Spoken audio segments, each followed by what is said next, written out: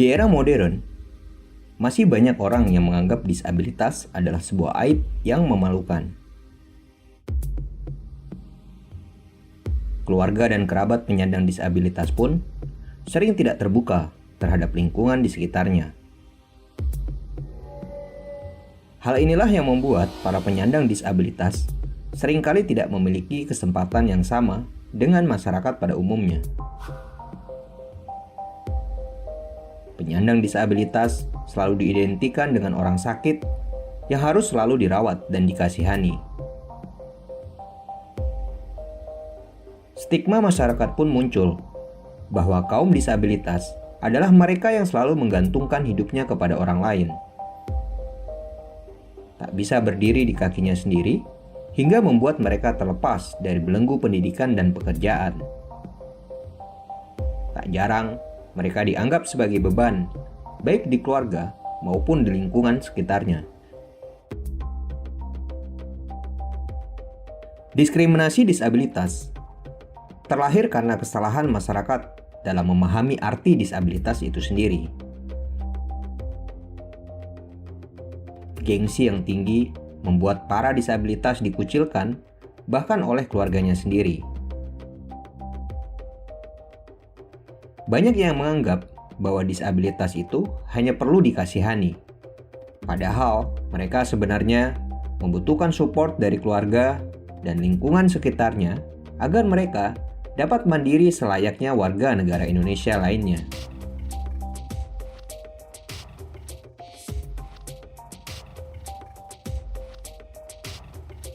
Stigma-stigma tentang disabilitas memang tak pernah bisa sepenuhnya dihilangkan dari benak masyarakat. Namun, setidaknya diskriminasi ini secara perlahan berkurang seiring dengan kebijakan-kebijakan yang dikeluarkan oleh pemerintah. Masyarakat pun perlahan mulai melek akan kesetaraan dan keadilan hak asasi manusia. Dalam Undang-Undang Nomor 8 Tahun 2016 telah dijelaskan bahwa penyandang disabilitas mempunyai kesempatan yang sama dengan masyarakat pada umumnya. Mereka diberikan kesempatan yang sama dalam segala hal untuk menyalurkan potensi ke dalam segala aspek penyelenggaraan negara dan masyarakat.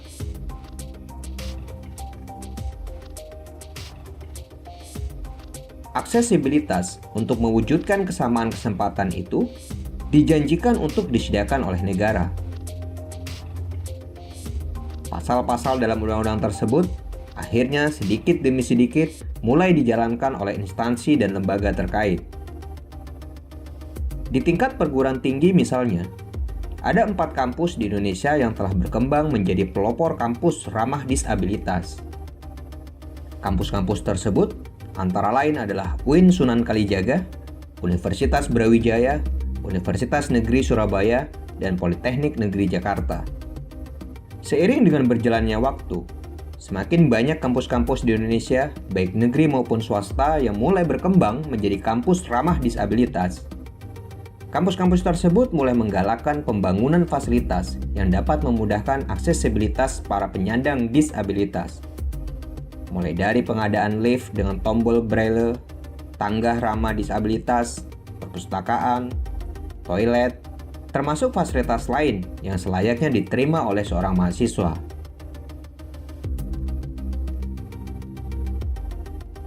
Gencarnya pembangunan fasilitas dan persiapan kampus untuk menyambut penyandang disabilitas di perguruan tinggi pun harus diboncengi dengan kesiapan mahasiswa aktif kampus tersebut untuk menerima penyandang disabilitas sebagai bagian dari mereka.